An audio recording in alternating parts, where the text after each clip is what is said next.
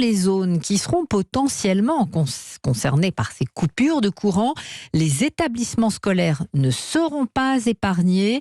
On connaît déjà le dispositif prévu, Louise Salé.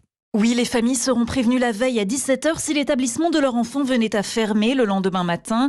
Le ministre de l'Éducation nationale, Pap Ndiaye, l'a confirmé aujourd'hui en visite au salon Éducatec à Paris. La rentrée des élèves, le jour concerné, se fera en début d'après-midi avec sans doute un repas qui sera néanmoins prévu pour les élèves qui sont à la cantine. Autre précision, les enfants prioritaires dont les parents ont des métiers qui les empêchent de les garder auront accès à des écoles épargnées par le délestage, selon le même schéma que lors de la crise sanitaire.